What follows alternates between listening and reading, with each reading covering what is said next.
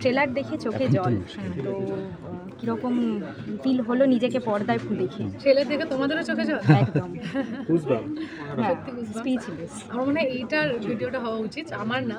I should have recorded তোমাদেরকে, কিন্তু আমি শুধু রিয়াকশন, আমি ট্রেলারটা তো নিজে দেখেছি, কিন্তু বড় পর্দায় দেখার খুব ইচ্ছা ছিল। কারণ আমার মনে হয় এই ছবিটা যেভাবে শ্যুট হয়েছে, যেভাবে বানানো হয়েছে, এটা বড় পর্দারই সিনেমা। এটা মোবাইলে দেখার মতো না, বা বাড়িতে টিভিতে দেখার মতন ছবি তো না। আমরা সেভাবেই শ্যুট করেছি। এবং আমি বারবার দেখছিলাম ট্রেলারের পরে যে আমার যে মিডিয়ার বন্ধুরা তাদের কী রিয়াকশন, এবং দেখছি লোকেদের চোখে জল, এবং ছেলেরা বলছে অসাধারণ। আর সবাই প্রথমে চুপ, আমি বলছি এটা ভালো যাচ্ছে, ভালো হচ্ছে না খারাপ হচ্ছে, কিন্তু সবাই মানে স্পিচলেস, এবং সবাই এত ভালো বলছে। আমার জন্য এই দিনটা প্রায় হয়তো আজকে সবাইকে হয়তো 5 দিন অপেক্ষা করতে হয়েছে, প্রিপেয়ার করতে হয়েছে, ট্রেলার লঞ্চটা হবে এইভাবে হবে সেভাবে হবে। আমার জন্য এটার জন্য এটা 5 বছরের অপেক্ষা ছিল। আমি কতবার প্ল্যান করেছি এই দিনটার জন্য, যে এখানে করব, এইভাবে করব। প্রতিটা বছর একটা করে প্রডিউসার আসতো, বলতো যে ঠিক আছে এরকম ক্যানভাসের ছবি, এরকম বাজেটের ছবি আমরা করব।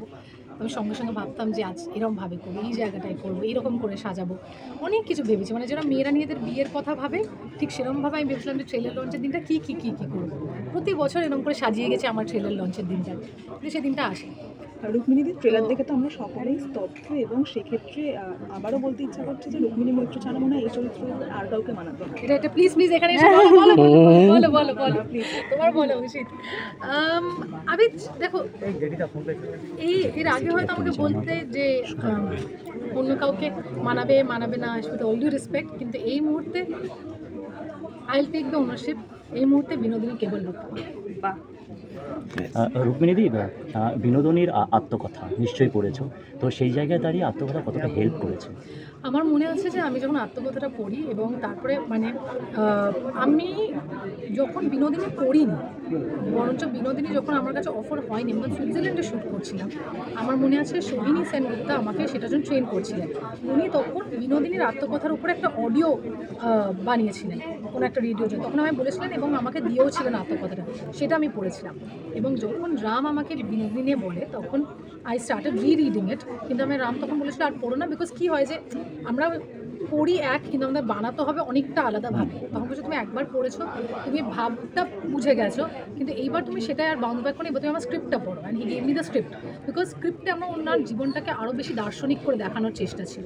তো অবভিয়াসলি যখন আমি পড়েছি, একটা অসাধারণ জিনিস ছিল যে কিছুদিন আগেই ঘটেছে, যে ওনার লেখা একটা গান ছিল যে চাইনা রে তো রোজন করা ভালোবাসা, এবং সেটা আমাদের ট্রেলারের একটা ছোট্ট অংশতেও আছে, এবং ছবিতে একটু বড়োভাবেই আছে।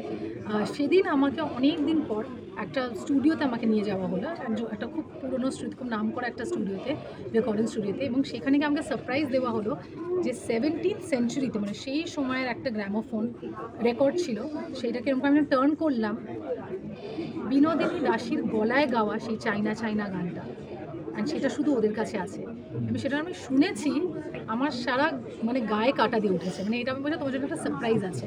মানে হয় না সিনেমার পর্দায় ওনার তো আমরা সে অর্থে খুব বেশি ছবিতে পাইনি, যেটা আমরা কয়েকটা ইন্টারনেটে পেয়েছি, বইয়ে পেয়েছি, ব্ল্যাক অ্যান্ড হোয়াইট। আমরা কেউ কিন্তু জানি না যে বিনোদিনীর গলার আওয়াজ কেমন ছিল, বা বিনোদিনী আসলে ইন কালার কীরকম দেখতে ছিল। তো এই পুরোটাই কিন্তু রামকুমার মুখার্জির 2025-এর ভিশন, যে একটা হিরোইনের জীবন, একটা সুপারস্টারের জীবন কীভাবে আমরা সেলিব্রেট করছি সেইটা। কিন্তু যখন আমি ওনার গলার আওয়াজটা শুনতে পাই, মানে সেটা আমার কাছে একটা অন্য কিছু। এবং আমি দেখো যতদিন না স্টার থিয়েটার, বিনোদিনী থিয়েটার হচ্ছে, তার আগে কিন্তু আমার সঙ্গে এইসব কোনো কিছু হয়নি। যবে থেকে বিনোদিনী থিয়েটার হচ্ছে, তবে থেকে আমি নানানভাবে তার সম্মুখীন হচ্ছি। এটা ভগবানের আশীর্বাদ ছাড়া আর অন্য কিছু নেই। তো এইভাবে অনেক কিছু নিয়েই, ছোট ছোট জিনিস নিয়েই, এবং কয়েকটা বড় বড় মুহূর্ত নিয়ে বিনোদিনী হয়ে ওঠা। এবং আশা করছি 23 তারিখে যখন সিনেমা হলে আসবে, আপনারা সবাই দেখবেন, এবং বিনোদিনীকে ভালোবাসবেন আর রুক্মিণীকে আশীর্বাদ করবেন। আর এই মুহূর্তে প্লিজ সবাই ট্রেলারটা দেখুন, আর ভালো লাগলে প্লিজ শেয়ার করুন। একদমই। এবং দেবদাকে বলতে শোনা গেল যে আমি রুক্মিণীকে হিংসা করি, এটাও তো কমপ্লিমেন্ট।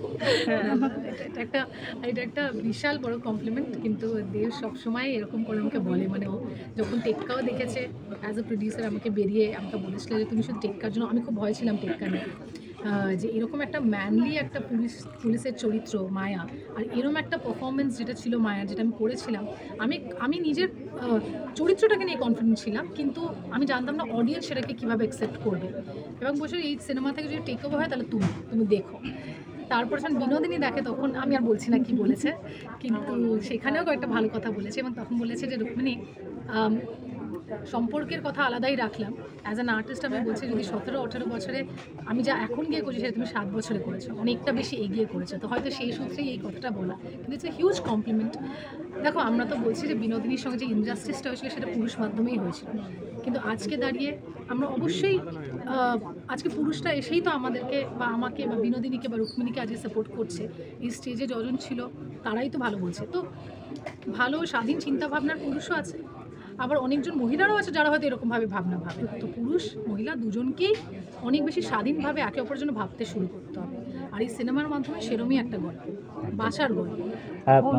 অন্যদিকে রুক্মিণীদিকে বলা হয়েছিল, তুমি এর আগে ইন্টারভিউতে একটু বলেছিলে যে শ্রী চৈতন্যের যে ক্যারেক্টারটি সেটা কোথাও বিনোদিনী দাসী করেছিলেন সেরকম কিছু পাওয়া যায় না বা কোনো ছবি পাওয়া যায় না, তো তুমি বলেছিলে যে যদি কেউ এরকম কিছু পেয়ে থাকেন তাহলে শেয়ার করবেন, তো সেরকম কি কিছু পেয়েছো? এখনও পর্যন্ত আমি কিরকম পাইনি, আমি শুধু ওনার গলায় গাওয়াই গানটা পেয়েছি, শ্রী চৈতন্য মহাপ্রভুর পারফরমেন্স করার ছবি বা ভিডিও তো পাবো না, সেরকমভাবে আমরা কিছু পাইনি, কিন্তু সেই যে পারফরমেন্সটা আমি করেছি সেটা আমার ভীষণ মনের কাজ। যদি আমার সিনেমার সব থেকে হাইয়েস্ট পয়েন্ট বিনোদিনীর, সেটা হলো শ্রী চৈতন্য বেশে বিনোদিনীর অভিনয় করা, এবং যখন ঠাকুর সেখানে এসে তাকে আশীর্বাদ করেন, মানে স্বয়ং শ্রীরামকৃষ্ণ পরমহংসদেব, তো ওই মোমেন্টটা আমার কাছে, ওই দিনটা এমন ছিল, সেটা যেদিনকে আমি সেই গানটা আপনাদের সবাইকে দেখাতে পারবো সেদিনকে ওটা নিয়ে অনেক লম্বা একটা কথা হবে। সেদিন রুক্মিণী কাঁদবে না, সেদিন রুক্মিণী অনেকটা কথা বলবে এবং অনেকটা মনের কথা বলবে। Thank you.